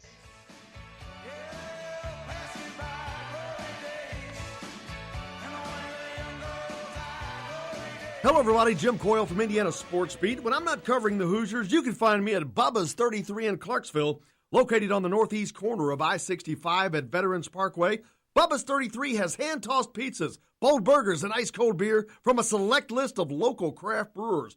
An incredible food selection, all made fresh daily. Whether you're meeting the team for that post-win meal in the family dining area or meeting friends for happy hour to watch the game on one of Bubba's 50 TVs. Bubba's 33 in Clarksville. Pizza, burgers, beer. We all want a winning smile for those championship photos, and that's exactly what you will get at Reynolds Family Dentistry in Sellersburg. Reynolds Family Dentistry has been serving the dental needs of Hoosier families for over 30 years. Let Doctors Roger and Jay Reynolds take care of your family. Just off of I-65 at 809 South Indiana Avenue in Sellersburg. Call 812-246-3368. That's Reynolds Family Dentistry, 812-246-3368. Many medicines used to treat colds and flu contain acetaminophen, a pain reliever and fever reducer found in hundreds of over-the-counter and prescription medicines. But taking too much or more than one medication containing acetaminophen per day can damage your liver. So always read the label and don't take acetaminophen if you drink 3 or more alcoholic drinks every day. To learn more, visit fda.gov/OTC pain info. A message from the U.S. Department of Health and Human Services Food and Drug Administration.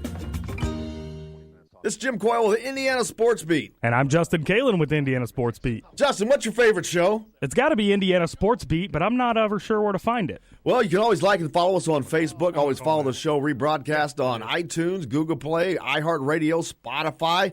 TheDailyHoosier.com is a great place to sign up for it each and every day. Or, of course, on Big X Sports Radio, 1450, 96.1 WXVW in Southern Indiana, and 97.7 The Ref in Evansville. If you want to get your day off to a good start, then stop at Billy Joe's Gas and Food Mart on Highway 150 in Floyd's Knobs. While you're filling your gas tank, you could fill your own tank with a hot breakfast or try one of Billy Joe's daily lunch special. Billy Joe's Gas and Food Mart opens at 5 a.m. and everything is made fresh daily. And if you bring your own mug, coffee is only 50 cents. And Billy Joe's also has free air. The best place to start your day is at Billy Joe's Gas and Food Mart on Highway 150 in Floyd's Knobs.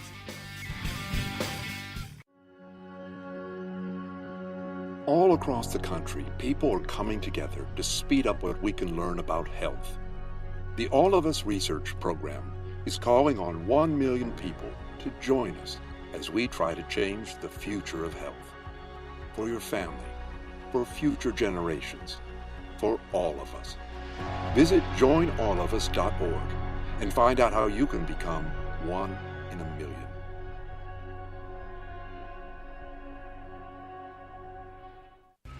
All right, crew, let's get her dug. Honey, want to give me a hand? I'm planting that tree, remember? No matter how large Today's guest is brought to you by or Reynolds small Family Dentistry of your Sullivan. digging project may be, no matter how urban or rural, you must always call 811 before any digging project. 811 is our national one-call number, alerting your local utility companies to come out and mark any lines they have near your dig site. You must call 811 at least 2 to 3 business days before any digging project, so you can avoid hitting our essential buried utilities. This includes natural gas and petroleum pipelines, electric, communication cables, and water and sewer lines. So before you do this or this, make sure you do this. For digging projects big or small, make the call to 811. Brought to you by Common Ground Alliance. The birds seem to be chirping a little louder. Yeah, it was a late night. Stayed up and watched it. And, excuse me, but great game by the Hoosiers, and it's been obviously a very, very rough last 2 months. But give them credit, they seem to stuck together and made some plays last night. Wasn't the prettiest win in the world, but hey, you know what? They're all beautiful in the one-loss column. So that's good right for them. You know what? It kind of reminds me of the football program where they got to that same point where they're struggling, they're playing better, but they just couldn't get over that hump. And it's a lot of similarities there. But speaking of football, spring football is upon us, man. I can't believe it. But here, this Saturday opens up spring camp for the Hoosiers. Yeah, it's. It seems like a little while since the end of the season, but then again, it kind of seems like it was, maybe it feels like almost a few weeks ago. But it's here, and it's exciting. I think there's, even though you're coming off a couple of disappointing seasons, I think there's reason to be excited for the start of spring football. And I know we've had a chance to talk to a few players, and they're ready to get back out on the field and put the pads on and start doing some football stuff instead of just lifting and the running and stuff they do every morning down there in Mellencamp. So it'll be interesting. There's definitely some interesting things to watch for this spring. So it should be a lot of fun.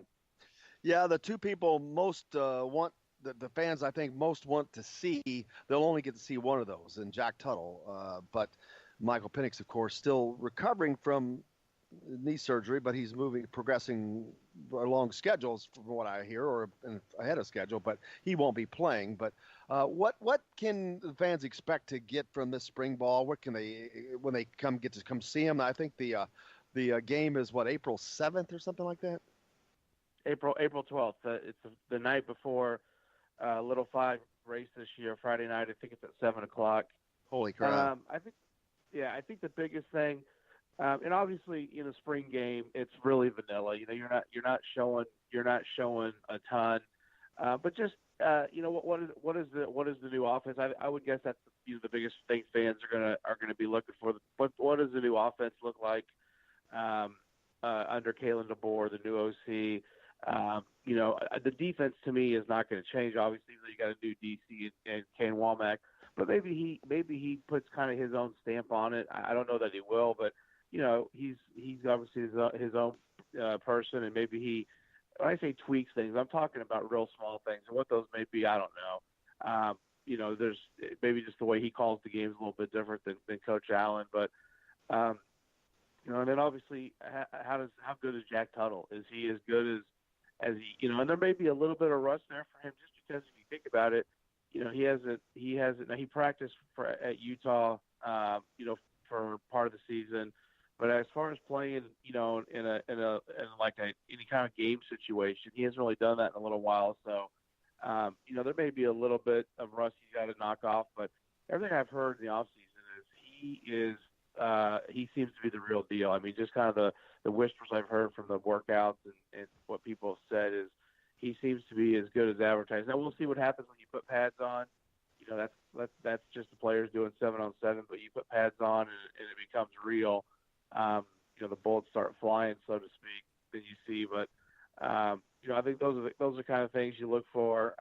Maybe Samson James. If he's full go, he had a knee surgery after his senior season. It wasn't major, but he may be a tad limited. I don't know if he'll be limited the entire spring, but to start out, he may be a little bit limited. And Penix will get to do some things. He just won't get to do full team stuff. So whenever they go 11-on-11, he'll sit those out. But he will get to do some things like 7-on-7 type stuff in practice. He should be able to do. And, he looked great working out last week when I was down there. We got to see that. The media did.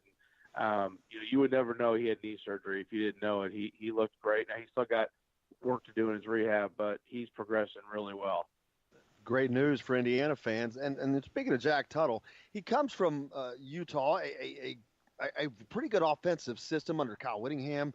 It's got to be helpful for someone to come in to get a little bit of glimpse of another system, a good system that he probably learned some things from that will benefit him at Indiana. Yeah, and like I said before, a lot of this stuff, a lot of systems, the plays and stuff like that, people run a lot of the same stuff. I mean, it's not identical, and everybody has their own thing. Really, the biggest difference is the terminology. What Utah, like if Indiana, if Coach DeBoer and the OC at Utah have the same play, they probably call it something different. But a lot of the plays are fairly similar. Spread offenses are kind of similar to each other. It's just the terminology and how guys like to do things is different. And they're not all. Obviously it's no two snowflakes are the same. No two spread offenses are the same. Everybody's got their own way of doing things, but. It's not like it's so foreign. You're going from like a triple option or something to a different offense. I mean, they're all kind of the same, but it's it'll be interesting to see what this offense looks like. I'm excited to see it this weekend when we get to watch the practice, and I know obviously these first couple of practices it's probably going to be just helmets or whatever, not a lot of hitting, but still just to see them out there, see what they look like after an off season of working out. What does the lineman look like?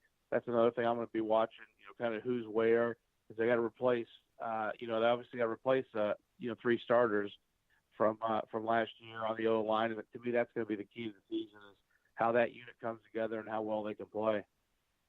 Absolutely. You've covered a lot of spring balls for Indiana, Matt. There's a little bit of level of excitement here, I think, because Tom Allen has infused some excitement into this program. They've got good back-to-back, good recruiting classes. This is the best one yet, probably. Jack Tuttle coming in. You got Michael Penix coming back. I mean, there's a lot of excitement, a lot of reasons for Indiana football fans to be excited. And I know that a lot of them are weary of, like, I don't want to fall into that. But it seems like there is reason to get a little excited for Indiana fans this year. Yeah, and I think you said it in the opening when you said that the football team has been close and just getting over that hump. And that for them, the next step is getting over that hump, getting one of those kind of maybe signature wins or getting one of those key wins or just obviously getting to 6 or 7 wins and, taking the next step with the program. And I think, the recruiting class, if fans aren't excited about that, I don't know what to say because they did a great job in the recruiting trail. Now it's you got to translate it on the field. And obviously, most of those guys are not going to be here this spring. They won't be coming until the summer. But you got a few of them. Juan Harris is a guy we haven't talked about, and he's going to be a monster key recruit for them or player for them this year because they lost all 3 of their nose tackles, and that's where he plays, and that's where he's going to be. And I've heard he's having a really good offseason too. So, or at least offseason since he's come to Indiana. So I think there's definitely a reason for optimism. And if fans want to be cautiously optimistic, I get it. I understand it. But I think people should feel good about the direction of the program. The last few years, not having great competition at quarterback, I think has been an issue.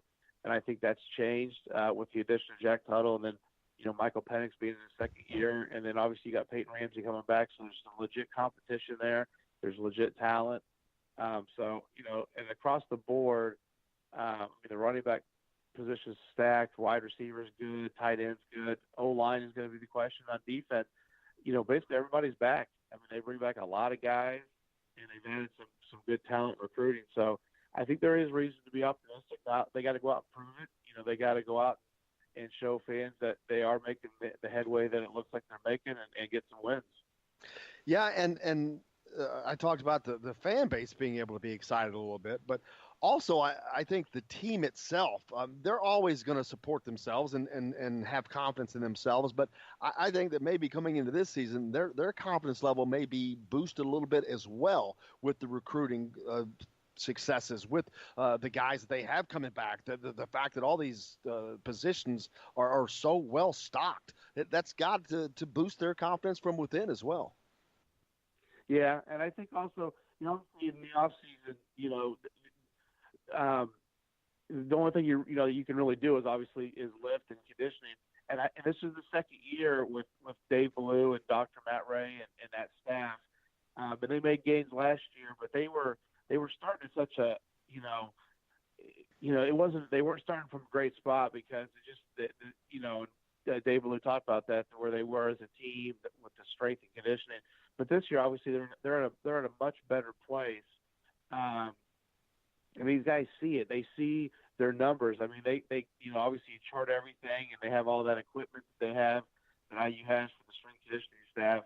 And that's in Coach Allen talked about. That's a big place where you get confidence is people it is lifting. I mean, you think, well, how do you get confidence lifting for the football field? But when you feel yourself getting bigger and stronger and faster, when you get on the field, you feel like you're a better player, and you should be. Now you got to go out and prove it. You got to make plays. But I think the offseason conditioning has gone really, really well. I mean, talking to Coach Ballou, he's been very pleased with how they've done. Guys have really stepped up who maybe last year were, it was because of the change. Maybe they weren't all in, or it was just a little bit of resistance. I mean, he mentioned Andre Brown has done a 180 from where he was last year, and he has been just had a spectacular offseason, and that's good to see. And for him to, he was effusive in his praise of the team and what they've done. I mean, Nick Westbrook's been great. Just a lot of guys. There's a lot of guys who've done really well in the offseason, and that's where that confidence comes from. And then, hopefully it carries over to the practice field and then obviously to the field on Saturdays in the fall.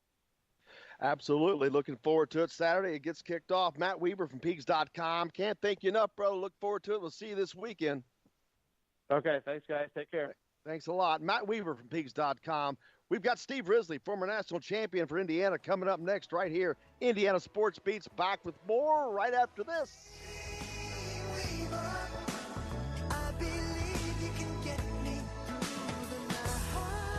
Hello, everybody. Jim Coyle from Indiana Sports Beat. When I'm not covering the Hoosiers, you can find me at Bubba's 33 in Clarksville, located on the northeast corner of I-65 at Veterans Parkway. Bubba's 33 has hand-tossed pizzas, bold burgers, and ice-cold beer from a select list of local craft brewers. An incredible food selection, all made fresh daily. Whether you're meeting the team for that post-win meal in the family dining area or meeting friends for happy hour to watch the game on one of Bubba's 50 TVs. Bubba's 33 in Clarksville. Pizza, burgers, beer. We all want a winning smile for those championship photos, and that's exactly what you will get at Reynolds Family Dentistry in Sellersburg. Reynolds Family Dentistry has been serving the dental needs of Hoosier families for over 30 years. Let Doctors Roger and Jay Reynolds take care of your family. Just off of I-65 at 809 South Indiana Avenue in Sellersburg. Call 812-246-3368. That's Reynolds Family Dentistry, 812-246-3368.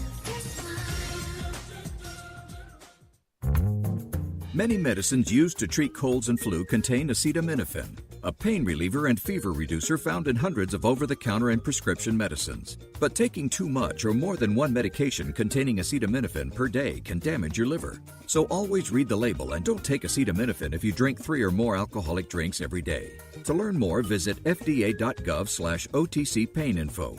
A message from the U.S. Department of Health and Human Services Food and Drug Administration. This is Jim Coyle with the Indiana Sports Beat. And I'm Justin Kalen with Indiana Sports Beat. Justin, what's your favorite show? It's got to be Indiana Sports Beat, but I'm not ever sure where to find it. Well, you can always like and follow us on Facebook. Always follow the show rebroadcast on iTunes, Google Play, iHeartRadio, Spotify. TheDailyHoosier.com is a great place to sign up for each and every day. Or, of course, on Big X Sports Radio, 1450, 96.1 WXVW in Southern Indiana, and 97.7 The Ref in Evansville. If you want to get your day off to a good start, then stop at Billy Joe's Gas and Food Mart on Highway 150 in Floyd's Knobs. While you're filling your gas tank, you could fill your own tank with a hot breakfast or try one of Billy Joe's daily lunch special. Billy Joe's Gas and Food Mart opens at 5 a.m. and everything is made fresh daily. And if you bring your own mug, coffee is only 50 cents. And Billy Joe's also has free air. The best place to start your day is at Billy Joe's Gas and Food Mart on Highway 150 in Floyd's Knobs.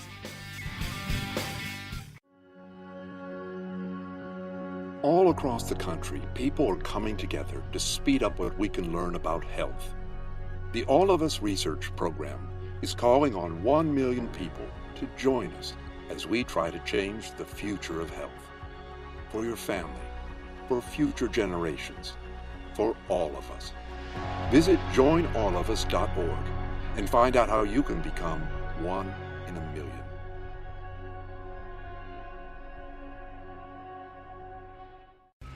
All right, crew, let's get her dug.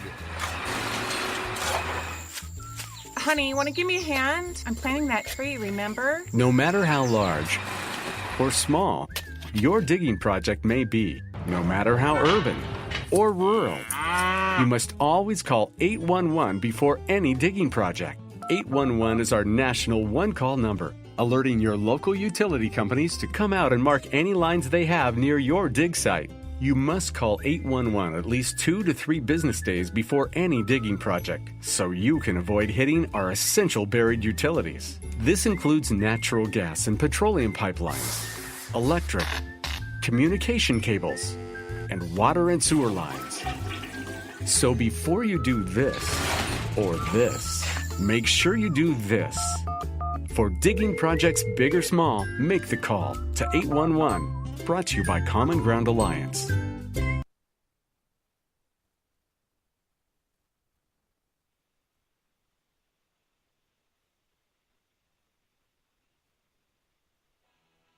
Today's guest is brought to you by Bubba's 33 in Clarksville with hand-tossed pizzas, bold burgers, and ice-cold beer. Pizza, burgers, beer. Bubba's 33 in Clarksville.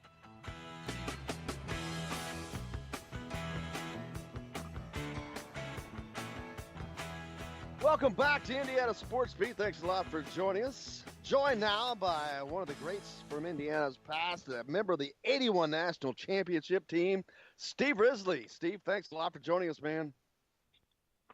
Hey, I got a question for you. How good is Bubba's 33 pizza? Is it really good pizza? Phenomenal. It's damn good. Phenomenal. It really is. Is it? It's because out here in California, I'm in Los Angeles right now. It's like 4:35 in the morning out here, and they don't know pizza in California. They know kale, they know tofu, they know seafood, but they don't know pizza. And I haven't had a good pizza since I left Indiana. I'm telling you, I'm shocked because it's not a pizza specialty place.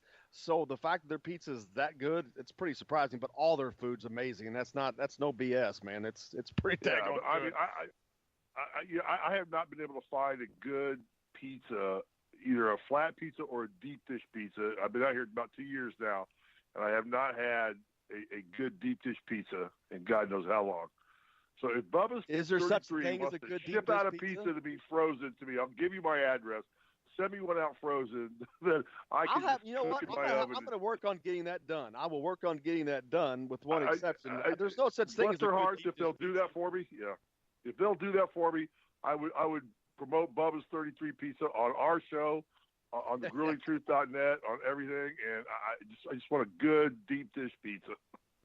Justin, remind me to take care of that. I will absolutely get working on that. Hey, we got a lot to talk to with Steve Risley. He's, of course, Indiana basketball. But before we get to that, the tournament, high school tournament's underway. And before Steve was a great at IU, he was a high schooler in Indiana and played at some great, man, if you think about some of the games, there was some unbelievable talent. And when you played in high school, man, we were talking about this yesterday. And you were lamenting the loss of the Hinkle sectional, the Hinkle Fieldhouse. Sounded like some great battles you guys had back then. Well, I mean, it's a shame that we lost. I mean, I was fortunate enough that in all 3 years I played high school basketball in Indiana at Lawrence Central, we got to play in the Hinkle sectional and the Hinkle regional and the Hinkle semi-state. And we never got past the semi-state, but we did get to the semi-state. And there was just nothing in the world like it. I mean, when we played in Hinkle, and every sectional was different because it was one class basketball back then, and you always had big versus small, good versus evil, whatever. But we got to I got to play against guys like Antonio Martin, Landon Turner, Mike Woodson, Don Cox, guys like that. They ended up being most of them ended up being my teammates at IU. But when you went to the Hinkle sectional, there were two things. There was the Hinkle sectional, and then there was the state finals. And those were the two kind of greatest weekends of the whole process there. And we were lamenting a little bit about how the Hinkle sectional went away, and it's so sad that they took that sectional away. I'm going through the sectionals right now and kind of looking at them and see how it's all broken down now. Everything's all kind of spread out a lot more. And a lot of the teams that played in our sectional now are split out either between sectional 8 or sectional 10, which are the two sectionals in Indianapolis, basically, at Lawrence North or Carmel. And it's a real loss. It's a loss for the sport, and it's sad that happened. But I agree. It is what it is. So you move. It is. I mean, to have the privilege of playing. First off, to get to play on the floor at Hinkle is a unique. And in high school to do it was unique. I mean, the place held 16,000, 17,000 people, and usually by sectional championship time, it was sold out. And same with regionals. And that was the day when they did the morning games. Saturday you played Saturday morning, and you played again Saturday evening, and they did it all in one day for gas. There was a gas shortage then, or a gas crunch, or something going on back then. I don't remember exactly what. My God, I'm 60 years old, so it's a while back. But you came out there, and all the fans came out. I remember we took, I think, one year, my senior year, to the Hinkle Regional. We took like 27 fan buses of students that got on the fan buses and went to Hinkle. Yeah, it was nuts. To and watch a us little play. and a little bit of trivia. I went to Floyd Central, and they went to the Final Four back in '71. They were known as the Super Hicks. It was a great team. They got beat by I think it was Gary Roosevelt, Pete Turgovich, and they had 5. Oh God, yeah, great team, yeah. Pete Turgovich and Pete Stoddard. UCLA. Stoddard was on there. UCLA. Yeah, Terry was Terry Stoddard? No, he went. He was the pitcher. The pitcher. He ended up the pitching pitcher. Okay, yeah. Also, you had Junior Bridgman, who played at Louisville. Yeah. But that was the last. I think that was the last state finals held at the Hinkle Fieldhouse. I believe. Yeah, then they moved the state finals to Market Square Arena. Yeah. So ironically, Market Square Arena. Floyd Central played in that season. They played in the last finals at the Hinkle, but prior to that, they played in the very first regional championship at Seymour, which had just opened their brand new 8,000-seat gym back then. So kind of a neat little bit of trivia there, but lots of action last night. My wife grew up in Winslow, Indiana, in a small town, and it's Pike Central. It's down near Evansville, they went to the Washington sectional, where the Hatches played, and they had a big gym there too. And the stories are all true of how the town would basically shut down for sectionals back then. I mean, all the business would say closed due to sectionals, and everybody would go and, it's kind of reminiscent of what the essence of what Hoosiers tried to capture in their movie. And that part of it was more accurate than the story itself of the game and how everything was played, although it was loosely based on Milan. We know that.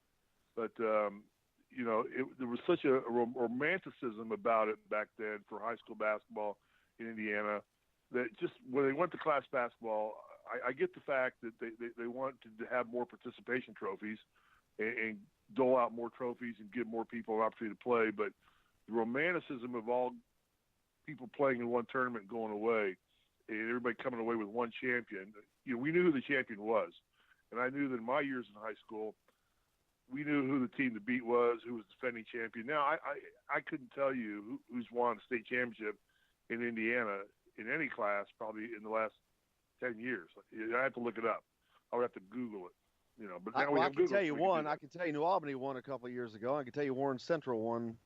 That's only because it's so fresh in my mind. But that's it. Yeah. Well, you follow it. You follow it more than I do. Well, you used to know. I know, but the point that you're trying to make is you used to know because there was that one champion, and it was such a big deal. When we came into camp, for basketball, as soon as football ended, 11 in Lawrence Central where I was, 9 of the 11 basketball players on our team all played on the football team too. So practice didn't start until football ended. We had a very good football team. Usually was doing a little extracurricular activity in football after postseason, and we'd all show up, but we knew, okay, here's Carmel. Carmel, they won the state championship my senior year, but you knew who the state champion was. That's the team you want to go beat. That's the team you want to emulate and be as good as. And you had to sit there and listen to all the idiots from Carmel, Indiana, brag about it all year long at the Dairy Queen where we all met at 71st and 37, where the Carmel kids would come over, the Lawrence kids would all meet there, and we were friends. We all liked each other. Mark Herman and Bart Burrell and Ogle and those guys. We knew these guys very well. We played ball together all summer on Dust Bowls and things like that. But you got together, but it's like, I got to put up with your crap all year, and I got to face you again, But that was the beauty and fun and the romanticism of high school basketball in Indiana at that time. So, I'm seeing my son's school, Hamilton Southeastern, made it through to the semifinals down there, sectional 8. They're going to face Noblesville, and then Carmel's got to play Fishers, and maybe we get Hamilton Southeastern going in there. Then sectional 10 is the other big one where I would be involved in because that's where my school, Lawrence Central, played in, and they're going to face North Central coming up, and then Warren Central plays Lawrence North. So and everybody follows their own sectionals, and it comes out great. So, but it's just not the same with it being various classes. But so what? So be it. It's still high school basketball in Indiana. You use that old stupid cliche in 49 other states. It's a game. In Indiana, it's a religion. The religion is church has started for high school basketball. Certainly is. Switching gears a little bit, last night in Bloomington, Indiana, got a much But needed. let me say this. It was fun kicking Woodson's and Landon Turner's ass 2 years in a row because we won the 2-3 years I played in the Hinkle sectional. We won 2 of the 3 Hinkle sectionals I played in. And I had to go up against Woody and his brother Rockets. I had to go against Landon and his Tech Titans. And, trust me, the day we all got together at IU, don't think I didn't rub it in their face like crazy. Absolutely. That's part of the fun. Great stars, and I was a role player at IU, so it goes. To the victor go the spoils. That's how it's supposed to be. Exactly, yeah. But switching gears, Indiana gets a much, much needed win last night in 2 overtimes over Wisconsin, and they did it the hard way. Jawan Morgan was on the bench. Justin Smith was on the bench, foul trouble. Durham fouled out too, but Romeo Langford finally led Indiana to a win last night. 22 points, gets the the last 2 points, the most important ones. But a game that still was tough. Indiana played a lot better last night. They came out. They got off to a good start. They didn't let up, they played a great first half. Yeah. And your point is? They played a great first half. They won let the it game. get away. Let's just be honest about it. They won the game. Okay? Yeah, we got out of there with a win. I mean, I'm looking at the stat sheet right now. The takeaways here are that we finally got some balanced scoring. Justin gets 12. Juwan gets into a little foul trouble, scores 9. Romeo stepped up, scored 22. Durham gets 11, and Rob Finney probably is the most pleasant surprise out of everything because he's the missing key to the success of this team as far as I'm concerned. Yeah, and I think having some guys back like Race Thompson, he didn't score a lot last night, but I think he did a lot of things that aren't showing up on the stats. He had a presence. Yeah, he had 7 rebounds, 7 big rebounds. That he did a great job, and he did a good job defensively. He played pretty damn good defense for someone who's not been getting to play a lot. No, I mean, he came in and had immediate impact in parts of the game where we need it, defensively, and just hustle. He played hard. I mean, he played hard. It's almost like he elevated the rest of the team, too, and got everybody to notch it up, ratchet it up a notch and play a little harder. So that was good. The game was, pretty much a sloppy game. It wasn't well coached by anybody. It wasn't well officiated by anybody. Neither team blew it out shooting-wise or anything like that. But it was one of those gut-check games that, unfortunately, we've played hard a lot of games, and we've fallen short. But this time, it all fell into our laps, and we got it, and we did well. And, I mean, the move that Romeo made at the end of the game is a play that he should be doing every time, and it should be that simple that you just take somebody, set a high pick and roll with him, place 2 guys on the wings, your shooters on the wings, and just run that till you can't defend that because you create options for yourself. And he goes to the hole hard. Nobody goes to the hole better than Romeo Langford, and that was evident last night. So they got it right. I mean, bless their hearts, they got it right. It was just a much-needed win for everybody. You know what it does? It gives us hope. Hope. Keep hope alive, baby.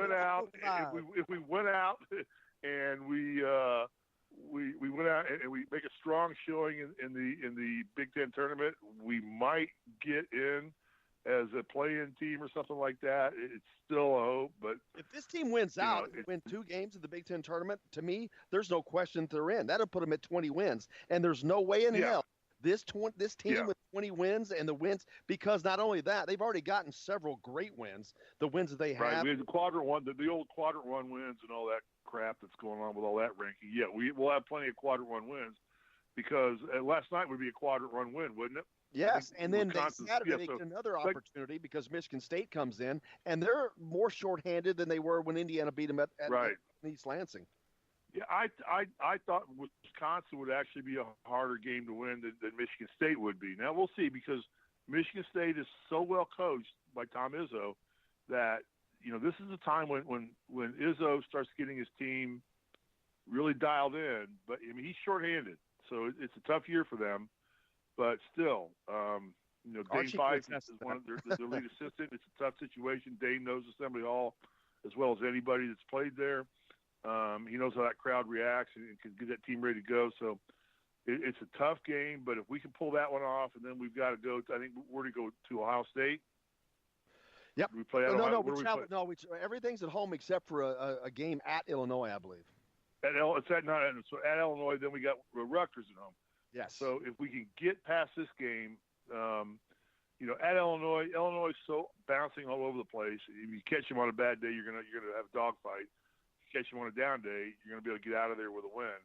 And then you got Rutgers at home, and we could possibly go 4-0 here. But we've got to make a showing in the tournament. We can't just get beat in the first game. We're still not going to get a great seed, most likely, because we're still only going to have at best 8 wins. I think it's going to actually help them because they're going to have to play on Wednesday for the first time ever. But actually, I think that can actually help this team because it's going to give them yet another win, a chance at another win where they can add those 2 victories to get them to 20 just by winning 2 games there, which I think will bode well for them. But there's a couple things that I want to hit on. We've got a couple minutes left, but it's not all peaches and cream for this team. Their basketball IQ really leaves me scratching my head a lot of the times. I see them making mistakes, and I'll point one out immediately as fouling a 3-point shooter at the end of the game when the team is down by 3. That's kind of stupid. Yeah. And that's not the only thing. I think it was Devontae that did that, correct? I think it was Devontae that made the foul. Yeah. To me, Yeah. I mean, they do a lot of things that I really don't understand. I don't understand. I think this is a learning curve for Archie Miller too. I'm not going to knock Archie Miller. I think he's our coach. I think he's the future of what our program is going to be about. But I think there's a big learning curve for him about how to defend and play offense in the Big Ten. It's a little different than a mid-major like Dayton. Teams come at you a little harder. They play a little faster. And we were lamenting with Mike Goodpasser, who does our show with us on the Grueling Truth, about just we were watching the ACC games going on before, Duke playing, and just how much faster the pace they play than what the Big Ten plays. I say that the ACC is more like a greyhound kind of basketball, and we're kind of more of a bruiser kind of basketball. We play bump and grind, and they play run and gun, and a little different. So Archie's got to learn that and learn how to defend. We still are not very good at perimeter defense and giving up shots like that and not being able to defend those kind of shots. So it's still a weakness we got. But the last 3 or 4 games we've seen Indiana play harder. And I think that's what the Hoosier Nation wants to see. I think that's what Archie Miller wants to see. I think that's what the players want to see, just getting up and playing harder, playing with more confidence. I thought last night Indiana played to win and didn't play not to lose, which is why I think they won the game. And actually, for the first time, my God, we actually, on free throw line, actually outshot Wisconsin. They were 52%. We were 63. Woo! Yeah, they suck. That's the only thing good about that is they're a much worse shooting team. And they did not have a good night, but we'll take the win. That's actually normal for them. They're a bad free throw shooting team. Ethan Happ shoots 35%. As shocking as that is to me. I know we talked about that. You and I talked about that. Yeah. What was Happ last night on free throws? He was 5 for 10. He shot 50% last night. Yeah. So he got a bump in his average a little bit. They were 13 for 25, and we were 17 for 27. But that's the difference in the game right there. Yeah. Now there was one other thing that is to do.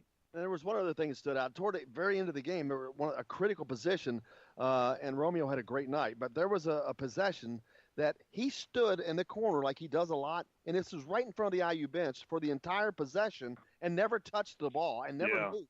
And I just especially at that critical juncture of the game, I was like, what the hell? It worked out well, but I don't understand what's going on there when he is there right in front of the bench and there's no movement. He doesn't get the ball, and it's kind of still not understanding what they're doing with that. Well, we had Ted Kitchell on our show on Basketball Weekly, and we had Ted on, and we talked about that. And Ted brought up a great point. Is like, you just got to put the ball in his hands because for some reason Romeo is not good at off the ball movement. I mean, he doesn't play well without the ball in his hands. I mean, and that's probably a lot of coaching that needs to come and say, teach him how to move without the ball. But you need to just put the ball in his hands, and it's almost like, and they started doing this toward the end of the game, and maybe Archie actually listened to one of our shows or something that talked about that. You need to play him a point guard. Put him. And I know that Finney's a better point guard. I get that. If we're getting pressed, I want the ball in Finney's hands. I want him bringing the ball up the court because I don't think there's anybody on the team that could do that better than Finney. But in a normal offensive set, I want the ball in Romeo's hands on the point. I want a high pick and roll. I want my spot up shooters hovering around the 3-point line, either 2 feet in, 2 feet out, whatever, and just creating options because the minute Romeo goes to the hole, good things are going to happen. He's very adept at scoring with the ball. Romeo's a player who needs the ball in his hands to be effective for the IU basketball team. I agree. I'm going to have to cut you short, brother. We're about to run out of time, but let's continue this next week because I'd like to have you on as often as possible. But make sure you catch Steve and Colin Hartman on thegruelingtruth.net, where you can also